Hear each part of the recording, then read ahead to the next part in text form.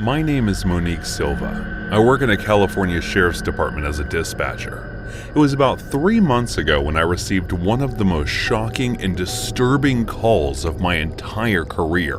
I was on night duty on that Thursday night when the call came around in the night. I answered the call in the same professional manner I had always done before, only to hear the voice of none other than an 8-year-old boy on the other end. 911, what's your emergency? I asked. My parents, they are bleeding on the floor. Someone killed them, he said in a terrified, fear-saturated voice. Being a single mother of 6-year-old boys myself, his voice broke my heart. I immediately dispatched a team to the location he was at and tried to calm him down.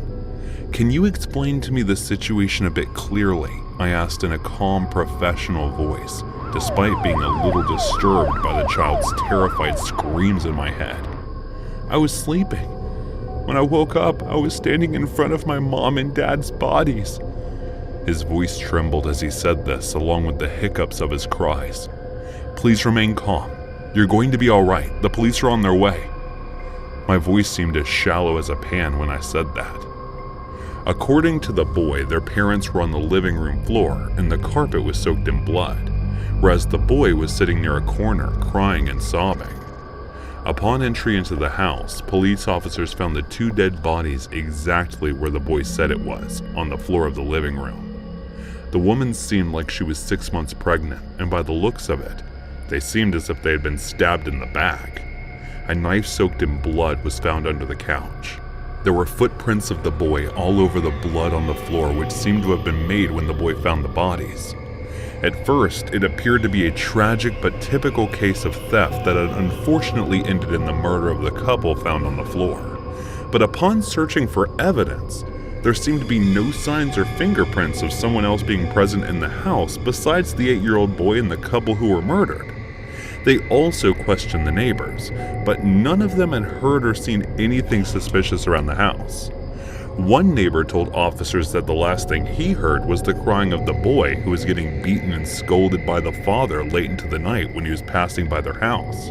I know it was wrong to suspect a horrified and traumatized 8-year-old child of killing his parents, but all the evidence was pointing in his direction. Forensics examiners found only the boy's fingerprints on the murder weapon and the body of his parents. It was assumed that the father was sleeping on the couch when the boy first stabbed him in the back of his neck. He didn't die on the spot. Instead, he tried to get up and walk away, but fell on the floor. After that, his mother may have come to check what the noises were about, and when she did, he somehow managed to kill his pregnant mother by stabbing her multiple times in the same spot as she was checking on her husband. This story was just a theory that investigators came up with upon suspecting the child of murder, but before concluding, they investigated every possible person who might be a possible suspect of the crime when the motive to kill the couple. Even if the boy had killed them, it was clear that he had no reconciliation of ever doing that, looking at how he was constantly crying with the trauma he had conceived. Either that, or this 8-year-old had somehow mastered the art of lying to the extent that it looked like he had no memory of killing his parents.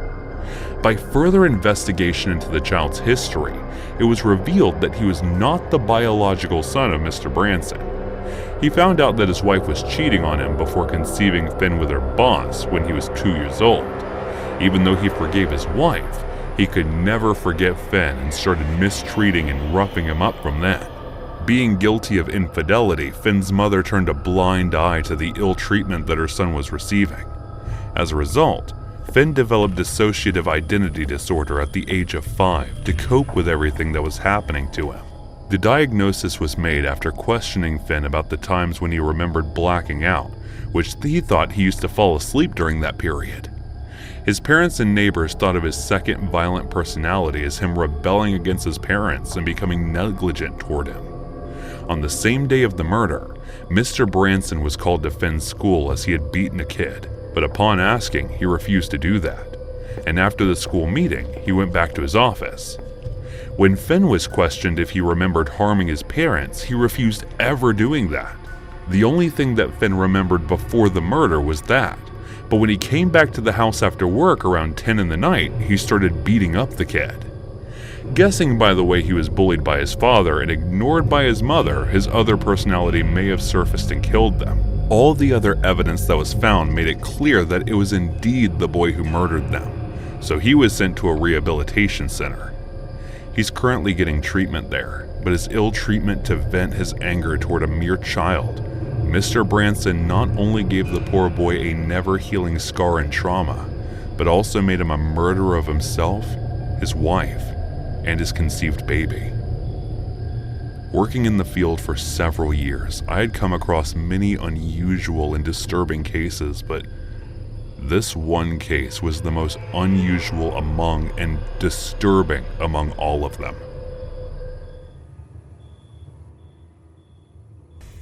Hey guys, thanks so much for all the support. If you haven't subscribed to the channel yet, please feel free to do so.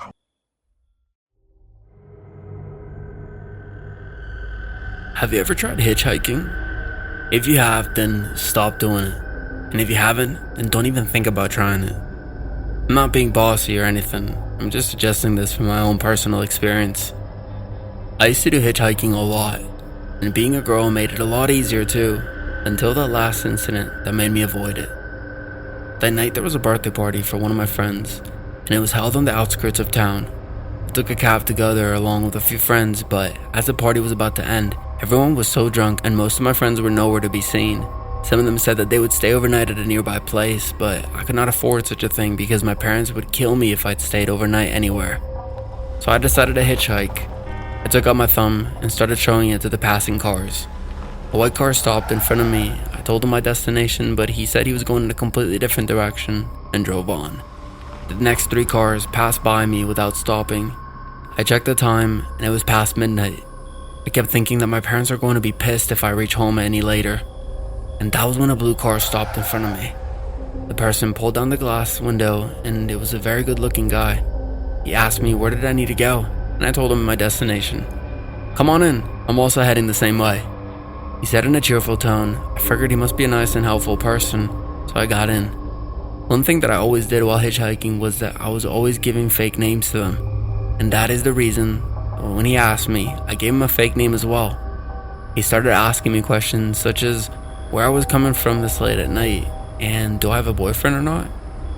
I started to feel awkward about all these questions, so I started to answer them with a yes or no, which I guess he sensed that I did not want to answer him. There was this weird smell that kept coming from his car the entire time I entered it. It was as if one scent was trying to cover another. I just could not point my finger on what it was. That was when I noticed from the front mirror that something weird was falling on the floor of the back seat. I did not want to make it obvious that I was looking at something in his car, so I sneaked a look when he was completely focused on the road. I'm sure that there was a finger with a blue nail polish on it. It started to freak me out. I was getting scared by the thought of him doing something to me. I knew that I had to get away somehow, but I just did not know what excuse to make. It also was weird that he was unusually quiet for the past few minutes, so I looked at his face and noticed a weird expression on it. Now, I was surer than ever that I needed to get away from this guy no matter what, and that was when I saw the gas station. "Hey, can you make a stop there? I really need to pee badly," I said while giving him a big face smile. He bought it and stopped the car. I rushed to the bathroom and locked it from the inside. All that was remaining for me to stall his time until he gives up and leaves.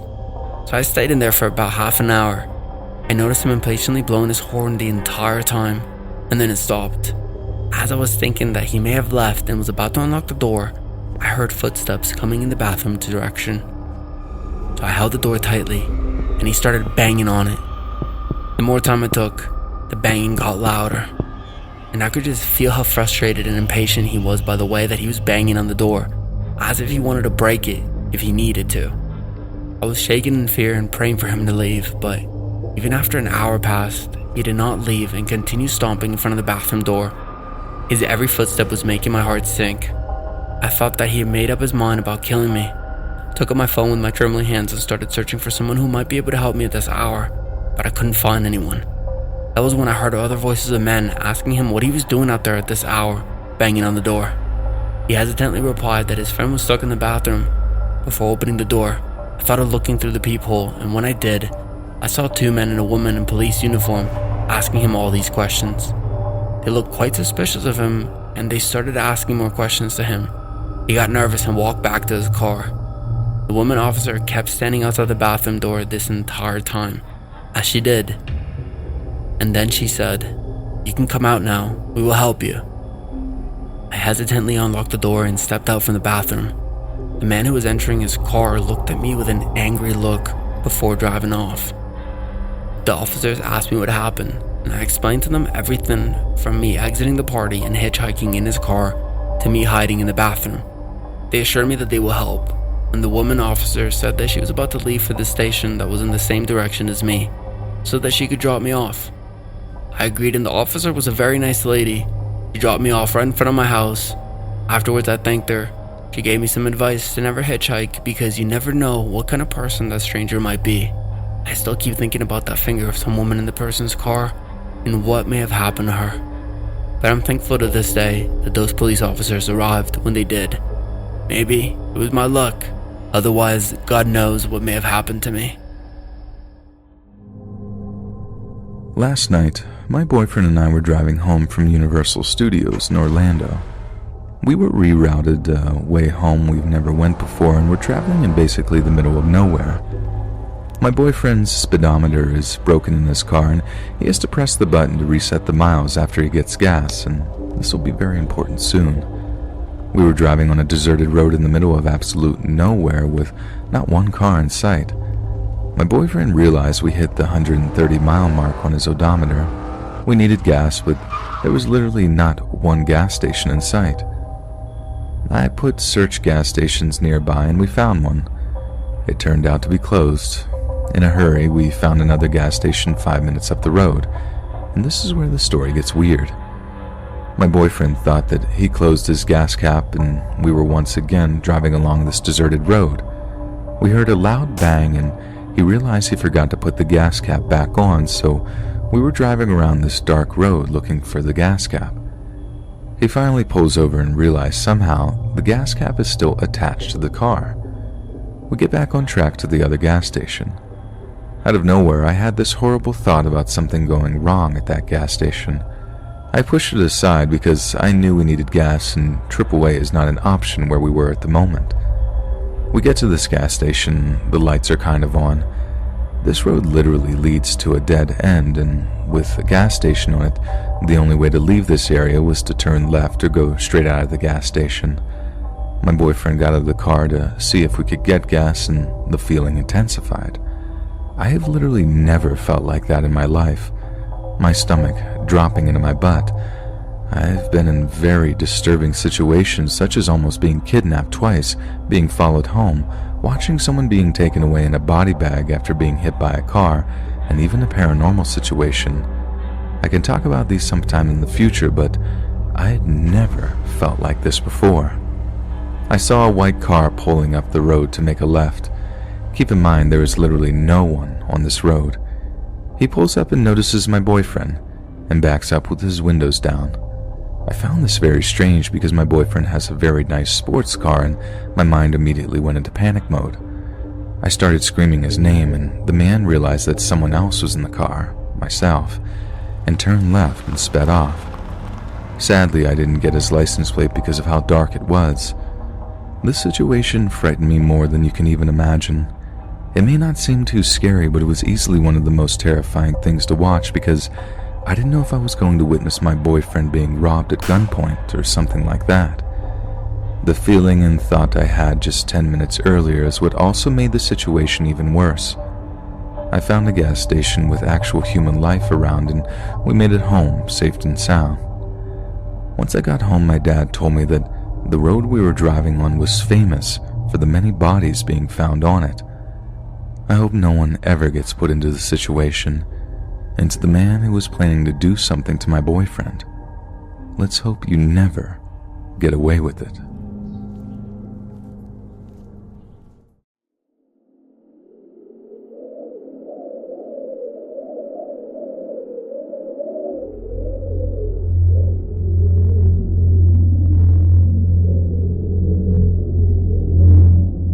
No matter how much I wish it wasn't, This story is completely true.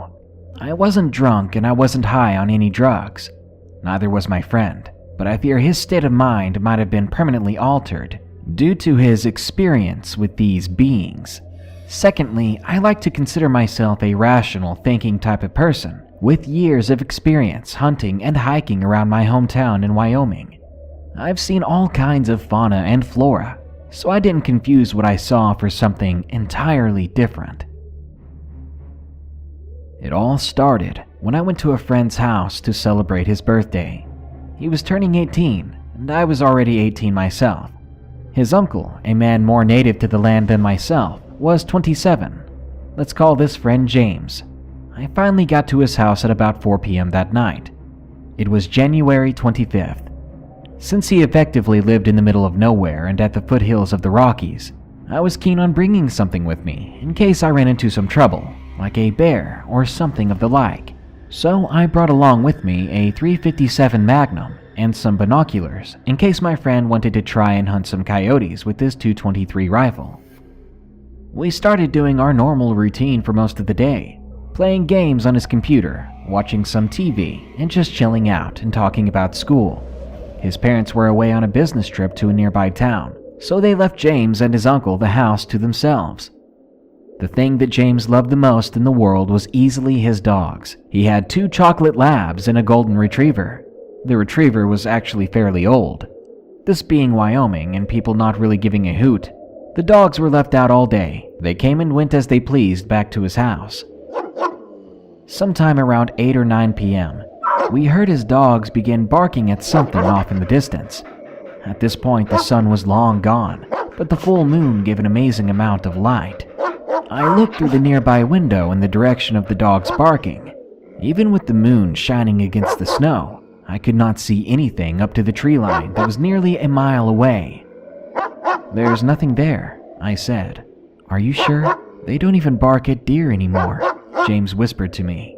The whole situation was weird. Fast forward an hour, and his dogs have not been heard or seen since the barking started. His uncle was buzzed and watching something on their huge TV. James was beginning to worry that something happened to his dogs. Now, wolves can still be dangerous in the Rockies, and they have no problem taking down a random dog that wanders into the woods. This is the moment where I started to get anxious, partly because he wanted to get his dog back, and partly because wolves sometimes kill sheep or even cows. So if they were desperate, I'm sure they would have no problem with us. Even still, those dogs were his family. So we grabbed our guns and we headed outside. We were armed with heavy clothing, as well as my .357, the binoculars, and his .223 rifle. We braced ourselves and we headed out into the Wyoming winter with temperatures 20 below freezing, going the direction of where we last saw his dogs. The whole time we walked toward the tree line, my veins were being flooded with adrenaline, the same feeling I got every time I hunted. But tonight we definitely weren't hunters. We were about 300 yards away from the tree line when James suddenly stopped. With my eyes trained on the ground and looking for signs of an animal, I almost ran into him. He just stared at the tree line. He kept whispering for me to look at the trees. Slowly, he raised his left index finger towards the foothills of the mountains. As soon as he knew I was looking towards the trees, he readied his rifle and pointed it towards them. I noticed at this point that his breathing was extremely rapid and raspy, like he just witnessed a fatal car crash right in front of him. At that point, I honestly didn't know what he was talking about. I scanned the tree line over and over. I crouched down to sit on the snow. I used the binoculars towards where he pointed. It took me about 30 seconds, but eventually I saw what scared the hell out of him. There was something out there, and it wasn't human, and it wasn't his dogs. Something on 4 legs came out from behind a tree at the edge of the forest. It must have been about 3 feet tall at the shoulder.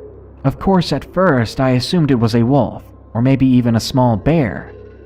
A few seconds later, several more of these things came out of the woods. I didn't pause to try and count them, but there was at least 6 or 7, and who knows how many more were hiding in the trees still. We watched them slowly walk out of the trees for several minutes. These animals seemed strangely cautious or slow for whatever reason. Maybe they were scared of people. Then they eventually stopped as a howl from a dog or wolf came out from behind us. It was far enough away for us to not worry about it, but close enough for the unknown animals out there to hear the howl as well. I looked back through the binoculars and could almost make out the general texture of these creatures. They were now about 275 yards away. They looked pale and thin. They still appeared to be something like wolves or even large dogs. But my heart began to race when I saw what they did next. These things, whatever they were, picked up their pace fast, reaching speeds of what looked like 15 to 20 miles per hour, judging from how fast they closed their distance to the direction of the howl. And coincidentally, this was almost right at us. After a minute or so, James lost it and tried to get up to run away. I grabbed him and threw him on the ground as he started to run, but this caught the attention of the beasts, and they stopped. James and I, frozen with fear, sat down in the snow, weapons ready. I almost lost it as well when I noticed that the eyes of these things reflected the moonlight. They were orange in color. They didn't really glow like in some stories of cryptids. They were more piercing. We stared at them, and they stared back at us for what seemed like hours until one of these creatures stood up on its back legs. At this moment, all of my knowledge on hunting and animals was meaningless. I knew that some animals could stand up on their back legs, but they could never do it very long. I audibly counted to see how long it stayed like that. 5 seconds, 10, 15. Then James screamed and pointed his .223 to the right. I looked in his direction, and I saw a creature on the left side of the group begin to get up, and it ran away from the pack. Dumbfounded, I turned my attention to the rest of them, and I told James to keep watching the one that ran away. I do a quick count of the ones that remained, the ones that were staring us down. There were only 4. My heart pounded out of my chest. There was no way we could have lost something so large on these plains. They're completely flat and covered in snow. I looked to our left, and then I saw it. It was crouched down and trying not to be seen. I realized how smart these things were, much smarter than I would have ever expected. These things, they were flanking us. I whispered to James my suspicions of what's going on, and he had the same thought. I made up a quick plan in my head, and I relayed it to James, our best course of action. I told him to start backing away slowly, but to always maintain eye contact. As soon as I finished telling him my idea, I do another quick count. Now only 3 pairs of orange eyes. Another one went somewhere. The one that first stood was starting to walk towards us. I helped James up, and I told him to keep an eye on our right side, while I looked to the left. We backed away, but these beasts walked with us, maintaining their distance the whole time. Eventually, we were only about 100 yards from his house before we turned and ran to his front door. We booked it towards his porch lights, no longer caring to be coy about the situation. Foolishly, I stopped 50 feet short of the porch, and I turned around. Maybe it was curiosity. I don't know, but I regretted it the moment I did it. My body seized up the moment I saw it. Those creatures stopped as soon as I made eye contact. With the creatures ever so slightly illuminated by the porch lights, I realized that these things seemed otherworldly.